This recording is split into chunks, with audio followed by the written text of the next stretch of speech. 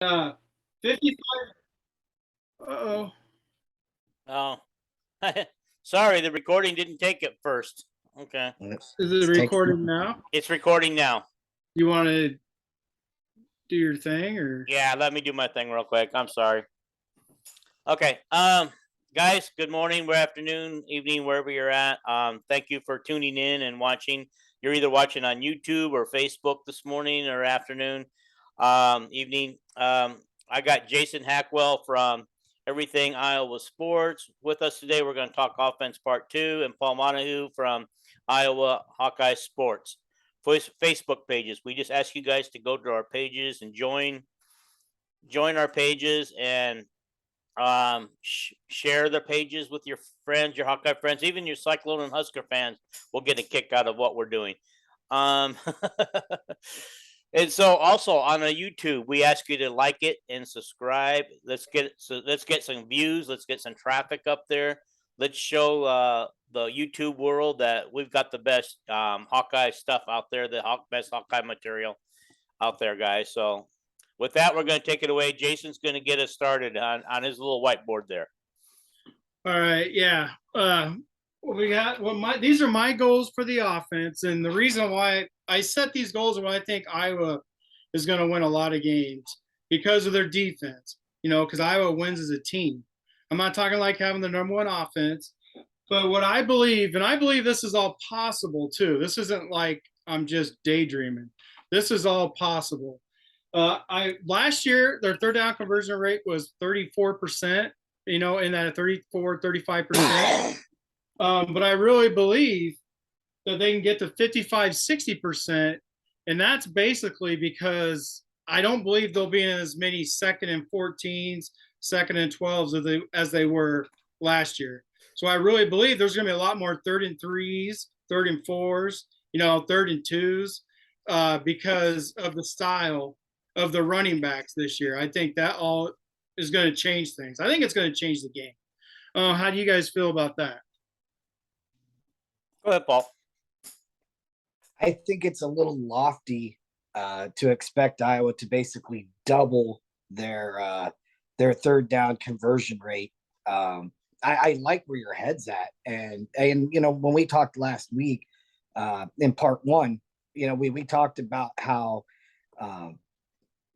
staying out of second and 10 plus is really crucial to the offense, and I do agree with you wholeheartedly that Iowa should be in more second and 6, second and 7 type situations, which those are much more manageable third down opportunities.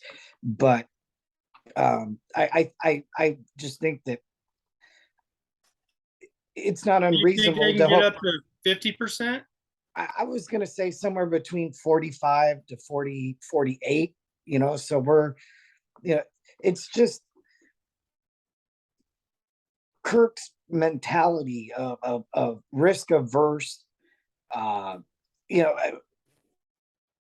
There's just too many times where, we'll run the fullback dive on 3rd and 2 instead of trying something else. You know what I mean? Like he just, we're going to take the path of least resistance. Not even least resistance. Sometimes it's the path of most resistance.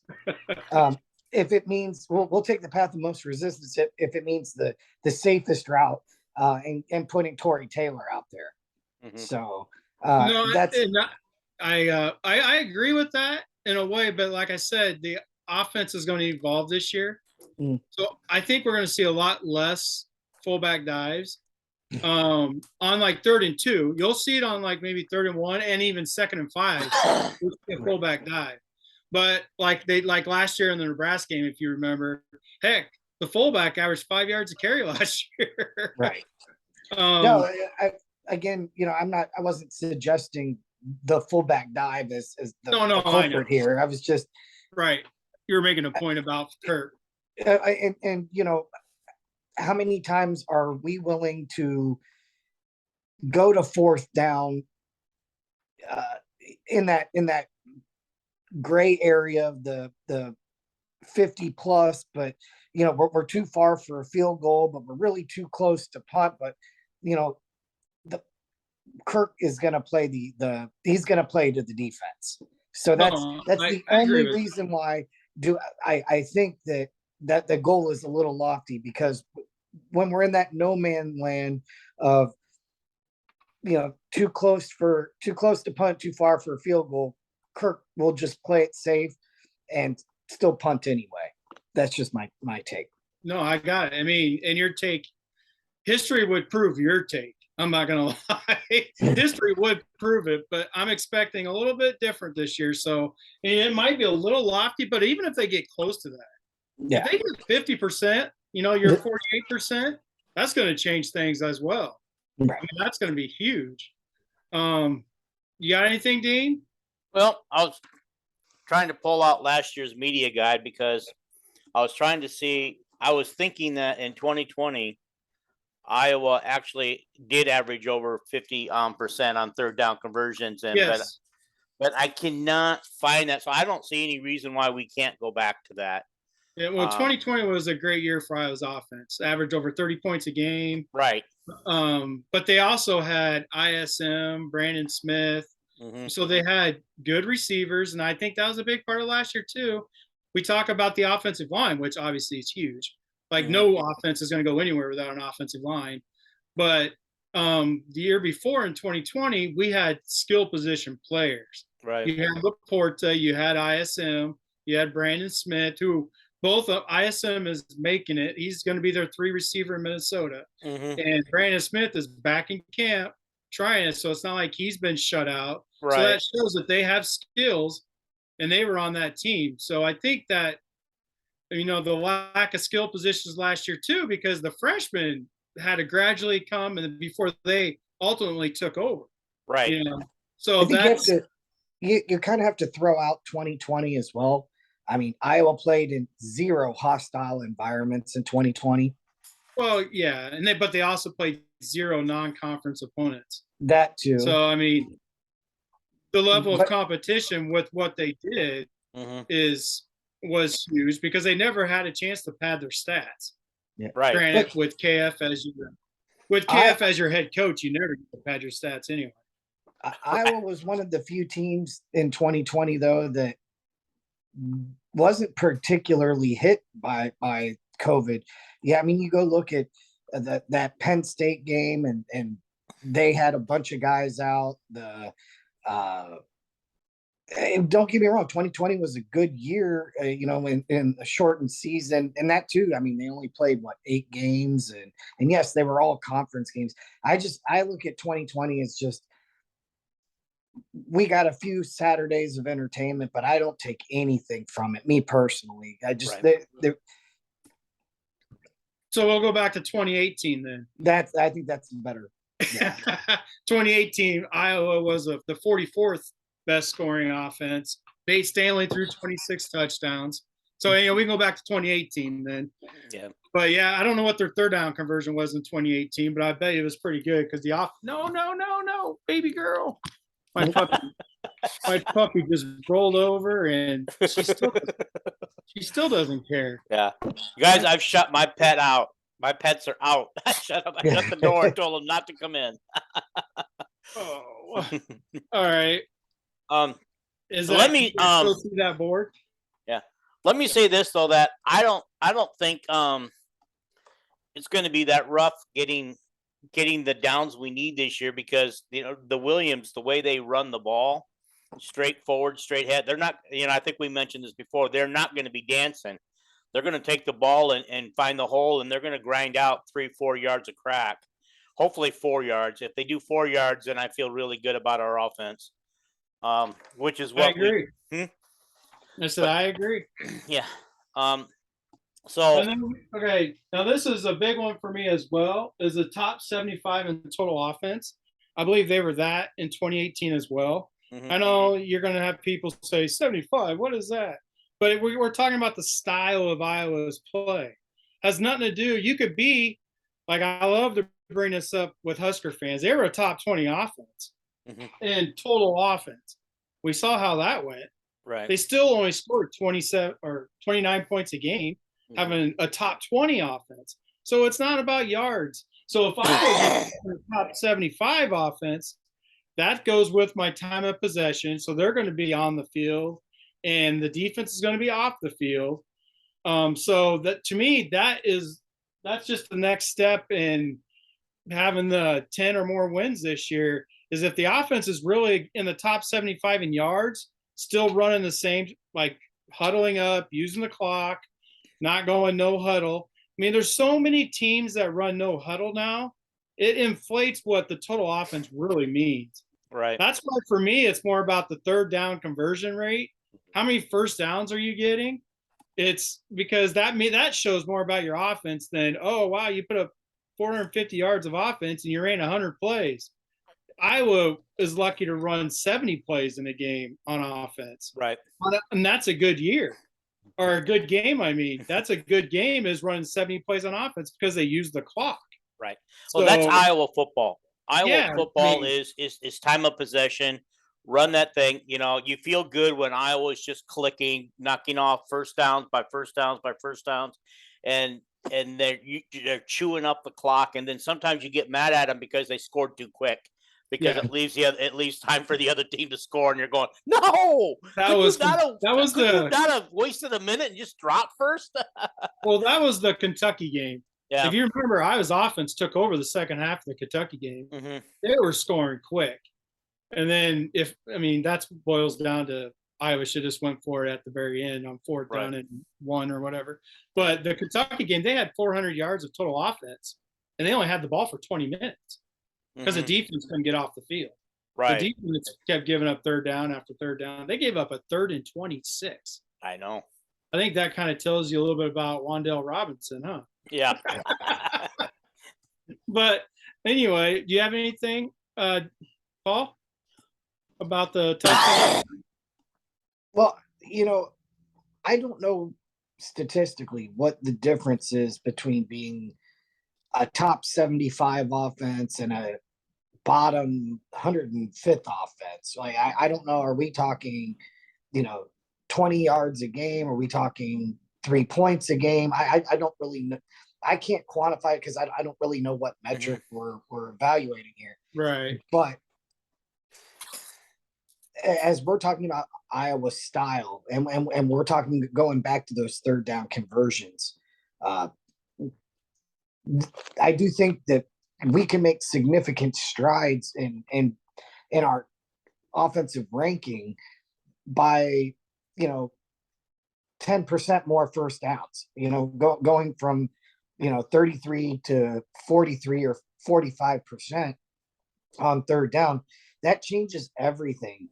It changes what Brian can call. It changes, how we approach things. It could be the difference between punting from their 45 yard line and us getting that first down and getting into field goal range. So, I mean, that's what the difference between, 33 and 45% is to me. So, but you basically are in the same mold as what I'm saying, as far as third down rate really means more than the total yards. Right. The third down percentage means you're going to get more yards, regardless if it's top 75 or not. If we get up to 50% third down conversion rate, is going to be better than anything, no matter what. You'll probably be in the top 75, but it doesn't really mean much if you're just, as long as you're picking up those third downs. And I will say this too. I mean, if you look at, I don't know what the average third down conversion rate is across the board, nationwide. It means more at Iowa than it does at some of these other places, because they're like, we've talked about the pace of play and Iowa only getting, 70 plays a game on offense. The difference between running 70 plays on offense and 85 plays is 1 or 2 third down conversions a game. And that could be the difference between, winning 24-22 and losing, 27-22, whatever, 21. So right. It's, I think we get your point. Yeah. I think you having the, I think ultimately I'm in the same boat you are. I was gonna say, I think you having that third down at the top of the list, it's significant, and I think you're 1,000% correct on the importance of Iowa figuring out how to increase that third down percentage. You know, uh, uh, uh, maximizing that as best as possible. I agree. I mean, that really is my most important thing is the third down conversion rate. You good, Dean? I'm good. Okay. So next, well, I got top 50 in scoring offense, and I think this is going to be doable this year too. I think I want them to average around 30 points a game. If Iowa averages around 30 points a game, which I think they can do, that's going to be a game changer because of how good this defense is going to be. Right. Defense is going to be extra special, in my opinion. I don't think they miss. They might miss Belton. He might be the only one that I think that they might miss, and that's up to Cooper DeJean. But this defense is going to be special. So this is based on, winning as a team. And top 50, I think if they score 30 points a game, they'll be top 50. They've done it twice. They did it in 2018 when they were 44th, and then they did it in 2020 when they were 40th. So, and they haven't done that. When people talk about Bryant, I know we don't count 2020, but let's count 2018. So he did it one time for real. They haven't done that since 2008. Think about that. I mean, 2015, they were like, I want to say they were 58th or something like that, and scoring options, maybe 60th. They were in that range, so they weren't top 50, but the defense still won a lot of games. I mean, in 2015. So, I mean, they beat Wisconsin 10-3 in 2015. I mean, so when people say, well, CJ beat them, well, Nate Stanley put up 24 points and lost to Wisconsin. So, I mean, Nate Stanley had I think it was 2019 maybe, or 2017. I think it was 2017, where Iowa actually had the lead up until like 30 seconds to go in the game against Wisconsin. So Nate should have beat him twice if you go by how many points they scored, and CJ won 10-3. So I mean, the offense didn't do much prior to Brian either. I guess is my point. Is I see what Brian's doing is better than any of the coordinators. You take out 2002, where they ran the offense based on the talent they had. I don't know what the change was. We saw so many bubble screens, the CJ Jones. We saw so much, and Ed Hinkle. We saw so many different things that we don't really see a lot now. Right. So, or even under Davis. Yeah. Even under Davis. Yeah. And I think that has a lot to do also with, if you remember in 2012 when Davis took over, KF gave the reins to Davis. If you remember, they were running spread out and throwing the ball all over the field, but they had the worst offense in football doing that. They had literally the worst offense in football. So, like they were 14th in scoring out of, at that time, it might've been like maybe 120 teams or so in the FBS. So I think that has a lot to do with KF, hesitant to give up responsibility to the offensive coordinator. He's a little nervous about going 4-8 again, like they did in 2012. But I mean, because KF's style wins games. There's nobody can deny it. But when they go up against somebody who can actually score, it hurts Iowa. In those kind of games, like the Purdue games, because Purdue's going to score on Iowa in most years. I don't think they will this year, but in most years they will. It would be interesting to see, just speaking about the Purdue game, with the team, with the linebackers and the cornerbacks and the DBs all being familiar with Tracy and Jones, if we're going to be able to, put them in their place. They're going to see stuff out of Tracy. Then Tracy's going to get fly sweeps, and Tracy's going to be in the backfield. Tracy's going to take Anthrop's place, in my opinion. Meaning, because I think because he can't catch the ball. He really is a running back. Tracy drops so many balls, and I think Purdue's seen it, which is why Tracy's already moved down on the depth chart at wide receiver, and they're literally asking him to play more running back. But he's Right. very good with the ball in his hand. Right. To get him in space, run fly sweeps with him. He'll be really good.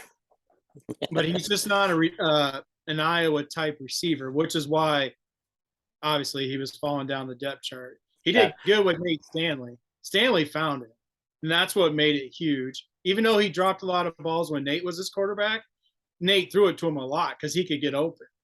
Right. So I mean, he had like 30 catches, I think, his freshman year because of Nate. Right, and so we were expecting big things out of him, which never really happened.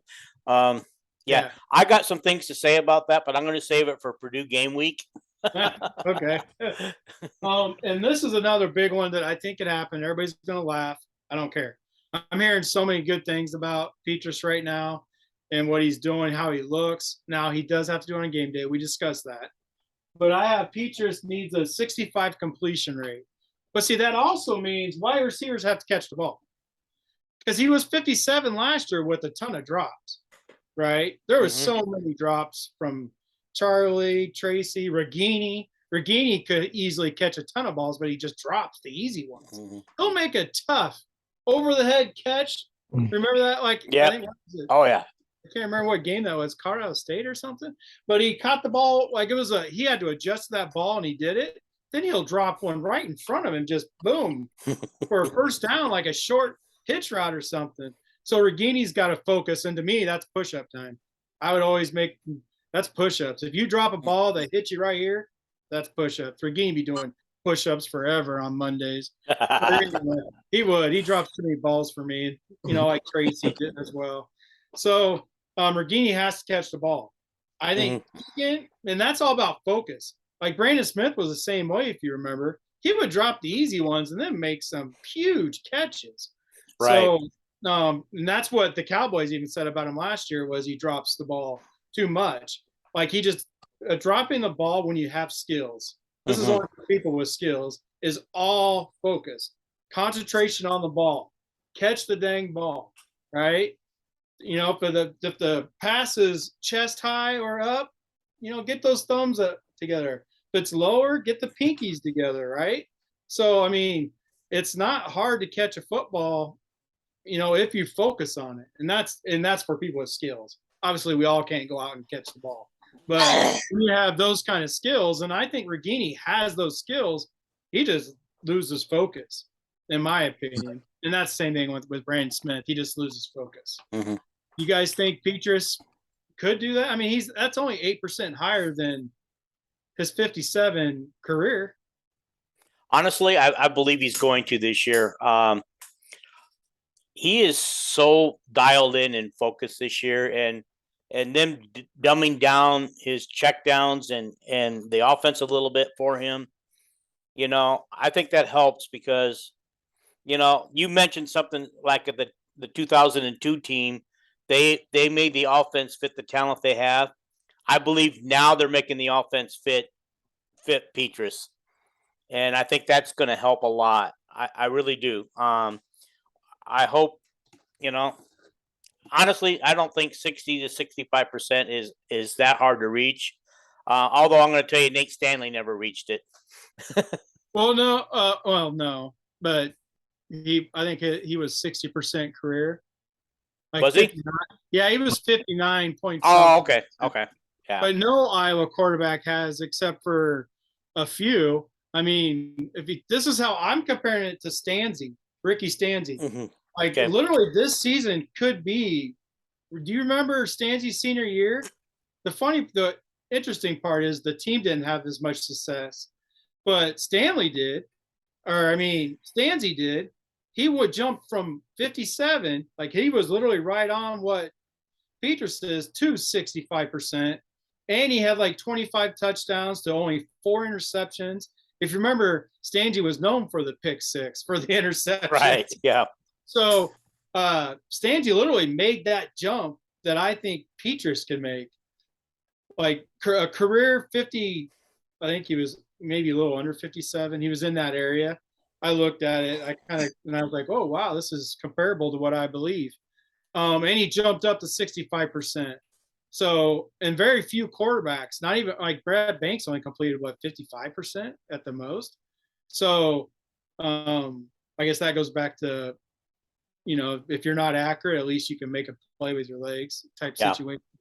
Right. But no, I really believe this. What about you, Paul? So I think, and this goes back to what we were kind of talking about earlier here. For Petrus to be successful and for him to get to that 65%, it's going to be because Iowa is throwing the football when we want to throw the football, not because we're in obvious throwing situations. So can we stay out of 2nd and 12, 3rd and 10, and be in 2nd, 6, 2nd and 7, 3rd and 4, where we have run pass options? Can we be at 2nd and 5 where play actions very much in play here? If we're winning first down, which for me, winning first down is 3 yards or better on first down. If we're winning first down, then I do believe we could see that kind of improvement evolution from for Spencer. And we talked about this last week too. The familiarity with the guys he's going to be playing with. It feels like he and Laporta have been playing together for 10 years now. And Keegan Johnson and Arlen Bruce and Reganey. I mean, these are the guys that he's been with in the spring. These are the guys he's in camp. These are the expected starters, and these are the guys that are all getting the reps together. It wasn't this way last year. I mean, it was with Laporta, but it wasn't with Keegan and Arlen Bruce, and they were true freshmen, and they were at this time last year they were not trotting out there with the ones consistently. So and yeah, I mean, if we're winning first down 3 yards or better, and we're winning third down at 45% or better, then yeah, Petrus's numbers are going to naturally, I think, hitting 65% is absolutely attainable. Heck yeah. If the receivers catch the ball as well. If That's what I mean. That to me, I should have a bunch of exclamation points. That's a huge thing too, because quarterbacks are going to have errant throws because of the pass rush. But at that level, if the ball hits you here, you have to catch it. I don't even care if you cradle it. If it's coming at your belly, it's not going to hit your pads, because that's the bad part about body catchers. It's because if it hits your shoulder pads, it bounces off. But if it's coming here, cradle that thing. I don't care. Just catch it. Catch the ball. Then the next one of this is about, to me, the offensive line, the quarterbacks, not getting rid of the ball too, right? Reading the defense, getting the ball out, because I think they can average 5 yards a carry in the running game. That's like my goal. That's lofty because I think they can do it with the running backs. I really do. However, I want them to do it as a team. And they're going to, I mean, at least between 4 and 5 as a team, because that means the quarterbacks aren't being sacked, 5 times a game, because the quarterback sacks go against a running game. So this is, and that's where I got take less sacks, is they can, I believe the running backs can average 5 yards a carry, but as a team, if they can get between 4 and 5, not take so many sacks, this team, that's going to help with the third down conversion rate. So to me, that's all this goes, together to help the offense. I mean, this all plays into what I'm feeling about what this offense can do. I think if Petrus is really focusing on, if they're really helping him, because they're supposed to be they're dummying up the offense right now. Like, it's not going to be nearly as, the concepts are going to be there. Your delta concept, which is a triangle, 3-point, progression for the quarterback, or your high-low progression levels. They're going to have all those progressions for the quarterback. but I'm hearing they're dummying it up to where he's not going to be worried about the numbers that Paul, you and I were talking about as far as audibling. Like, oh, we have this many numbers, but so there was going to be more pressure on Brian to call the right play. So they're not going to do as much audibling this year at the line of scrimmage, is what I'm being told. Like, they're dummying it up for the quarterback. There's going to be a lot less on the quarterback, so he can go up there and look, okay, looks like it's an umbrella coverage, so maybe it's cover 2, or they're straight across, so it could be cover 4. Like, how deep are the corners? Like, so he just goes up and he's gonna look at the defense and kind of decide before the snap. This is pre-snap reading. Okay, the concept I have to read this part. Is it going to be? If it's cover 4, can I hit the post or do I hit the dig that comes underneath? So, like, there's so many things that the quarterback has to think of when he's at the line of scrimmage.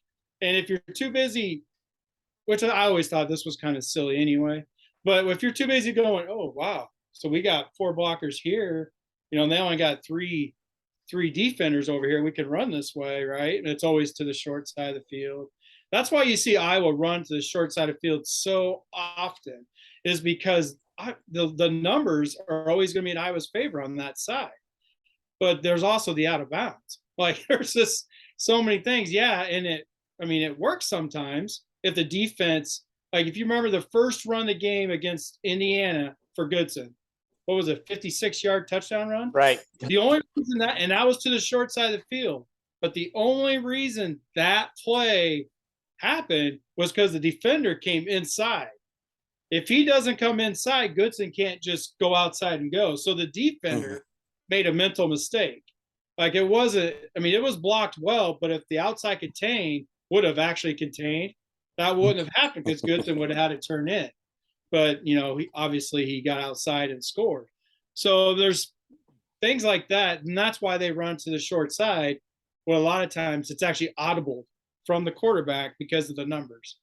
So that's in my mind, with them dumbing down the offense this year and having Petrus actually focus on reading the coverage, right? Seeing what it is. Like, my video I made against Colorado State, there was like 3 minutes to go in the fourth quarter, 3rd and 3, and it was a close game. And literally, you could see the safety was going to backpedal. Like, he was already in back. You could tell by their feet. If Peters just looked at his feet, well, he's getting out of dodge, right? And this corner is playing way too far back over here. And if this linebacker blitzes, he was kind of looking like he was blitzing. If he blitzes, Tracy's going to be wide open here. Regini's going to be wide open in the flat because that corner is too far back and you have a receiver going in that area. So, pre-snap, he had to know, shoot, man, if this linebacker comes like he's looking, hit Tracy right in front of you and Tracy's good with the ball in his hands. Who knows what happens? Because he was wide. Nobody around him. Regini was wide open in the flat. He would have got the first down. So there's so many things, and all that is going into this. Like, that's what makes me think of this, because this is everything I'm hearing, that I'm loving everything I'm hearing. They're actually teaching the quarterbacks to be a passing quarterback, right? Get into the scrimmage and see everything. Recognize, is it going to be cover 3, cover 2? Obviously, defenses are disguised. So you always got to think, okay, well, if this guy does, you're thinking, okay, this could be cover 2, right? It's umbrella coverage. The corners could stay. So you're thinking you could see it pre-snap, but you also have to see it post-snap. Because you got to be like, okay, I was wrong. That means I got to go here. I can't go here. So there's so much that goes into being a quarterback. Well, Jason, I'm looking at everything you just said and your whiteboard, and it comes down to mainly the offensive line to get all those numbers you want to achieve. Well, that's in my opinion, that's every offense. Right? Yeah, but we had a poor offensive line last year, and we're playing some of the same people plus some new people, and so is the offensive line going to improve that much? Oh yeah, 100. They were so young last year. They lost Cody Ince. They lost big man that what did he do? Fall off a tractor or something? Hurt his leg? What was his name? Shooter. Shooter. Yeah. Shooter. I love that guy. But Yeah. I mean, we lost him. Just if you think about the whole last year with the offensive line, they were just plugging and playing. I mean, they were so young, but it was great experience for him. And it was a first-year offensive line coach, so he has to adapt whatever his philosophies were with Kirk Ferentz's, right? So there's a learning curve. No, I 100% think the offensive line is going to be 10 times better than it was last year. And I'm hearing the same thing. Now I'm hearing they struggle blocking our defensive line. Like when our defensive line goes full speed in the ones, I mean, there's going to be very few. I mean, you guys, we have beasts on that defensive line this year, right? So our defensive line makes our offensive line look a little silly right now. But I guarantee you that's going to help out the offensive line too. Because they're going to get in a game and they're going to realize, well, geez, this isn't our defensive line. Right? Like, I don't know a defensive line that's going to be as good as ours. Like, right. In the Big Ten. Hopefully our defensive line plays that good that they're able to overcome the 300-pound linemen at Wisconsin, the 300-pound linemen that are coming in Illinois. And so those offensive linemen are going to be huge for Wisconsin and Illinois. Go, Paul. Right. So when we're talking about dumbing down the offense, what I'm really hearing, and from what I've perceived, watching Spencer play for the last decade, it feels like now, he has to stay on script. Basically, when he gets up, the play is called, he reads the defense. He has to trust the read and make the confident throw. Because he's not Drew Tate. He's not the guy that when the play breaks down, he's keeping his eyes downfield and he's capable of going off script and making something happen, with his arm.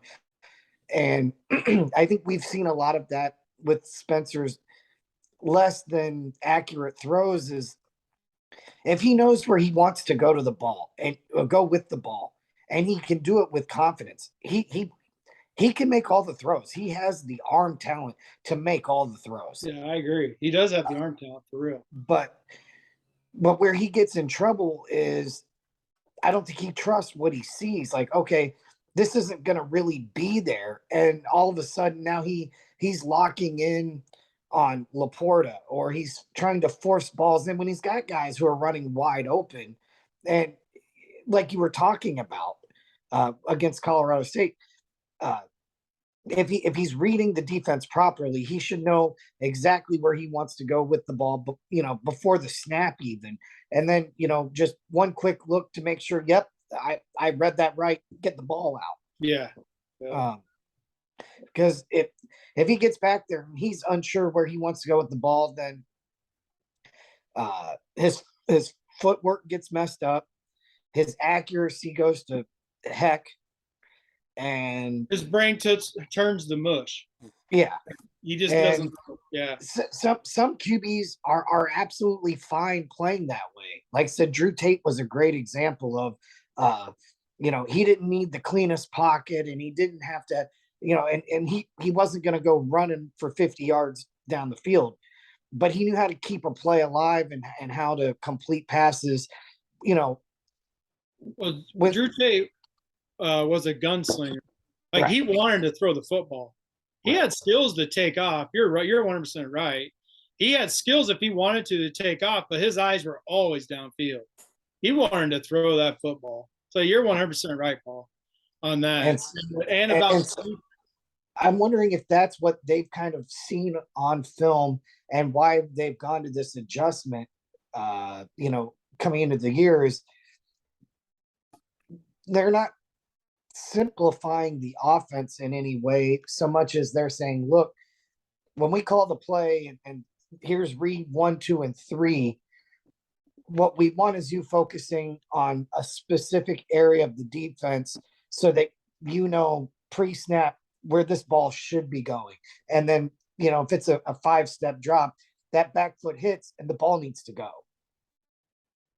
Hey, yeah, that could be very possible that they just kind of went back, after how bad it was last year, they kind of just went back to the drawing board and said, hey, maybe if we do this with him, because he does have all the arm talent in the world. The only issue with Petrus is his brain.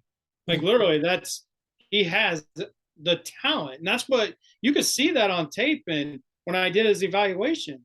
But sometimes he's just not accurate. And you know what, Paul? I didn't really think about it the way you just said it. I knew his brain turns to mush, when everything breaks down. But the way you kind of worded that kind of makes sense. Like, you could be 100% right. They just went back to the drawing board, and said, I put maybe too much into this Brian, getting more control or whatever, but maybe it did have a lot to do with the whole, well, let's just see what Peters does well. Because KF did say he's been watching a lot of film, and he just saw everything that I saw. He probably saw that third down play that I did the video on. He's like, holy cow, we got all these wide open receivers. That's not on the offensive coordinator. That's on the quarterback. Right. I mean, the offensive coordinator's job is to get the right play call to get the open receivers. And when you have 2 or 3 wide open receivers and you still throw it to the guy covered, that's not on the offensive coordinator. So you know what? That could be 100% accurate, Paul. I like that theory or that thought. Guys, we are down to 5 minutes. If we want to kind of start wrapping this up a little bit so we don't get cut off. Yeah. No, that's fine. We talked a lot. The bottom is just I think the offense needs to average 6.5 yards a play.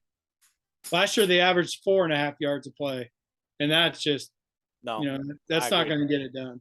So that's the bottom is just average 6.5 yards a play would be my goal for the offense. Okay. So I mean, since we're down to 5, which isn't much time, do you want to talk about what we just talked about? Quarterback, Petrus, but do you want to talk about the other quarterbacks, or do we go through our depth chart? How about this? Why don't we wrap this up with a player that you have high expectations for, and then a player that you think will come, will emerge as the season comes on that maybe is a little off the radar. Gotcha. Go. I'm with you. We can do that. Go ahead, Paul. Why don't you get us started with yours? So I really think Laporta is going to have, the senior year. I think he's going to be in, the Mackey talks. And a lot of that has to do with Iowa having improved weapons on the outside. It's going to take a little attention off of Laporta, which will actually open him up more. I know it sounds weird, but and I think Spencer has that comfort level with Sam Laporta. So I expect a big season out of Laporta, a Mackey type season. And then my kind of surprise player, my player to watch is Jeswan Patterson, a running back. I mean, I've seen pictures of this man. He's a dude. Okay. Iowa doesn't have a lot. He's a getting off the bus player. We don't have a lot of those guys. I saw some practice photos. Dude looks like he's wearing shoulder pads when they're not in pads. I mean, he looks different, and so I think he'll get it at minimum his 4 games in. Where he can still redshirt if they need him to. But that's my guy. I think he surprises.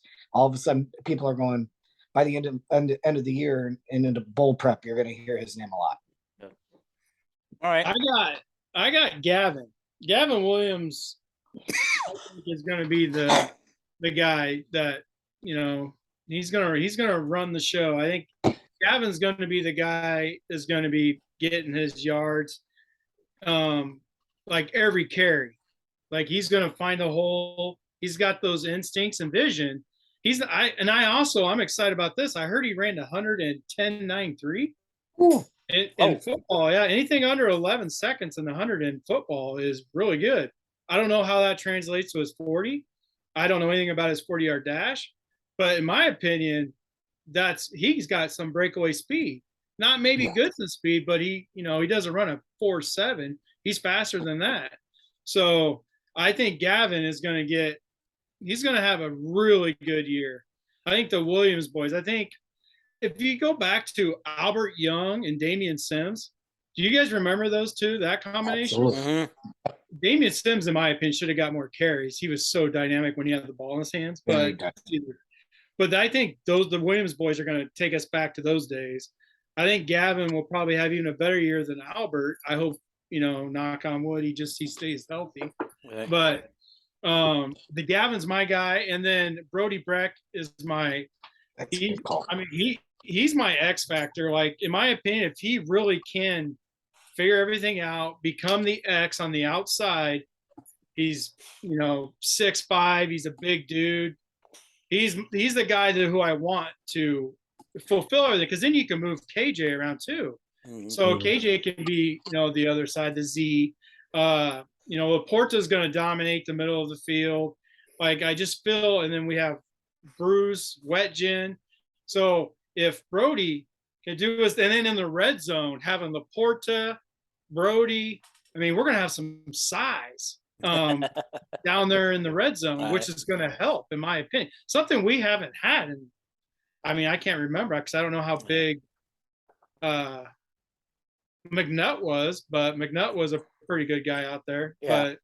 But those are my two guys. All right. Okay. Mine is before. Oh my God.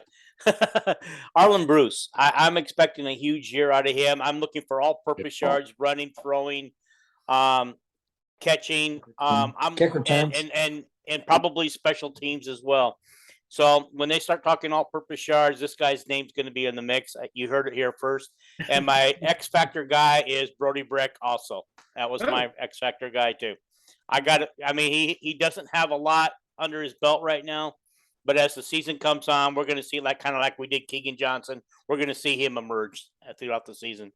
I hope so. All right, guys. I think that's good enough. We'll tell everybody we're going to see him on Friday on the defense, and we'll hit it just as hard, guys. Thank you. I appreciate you guys being here today.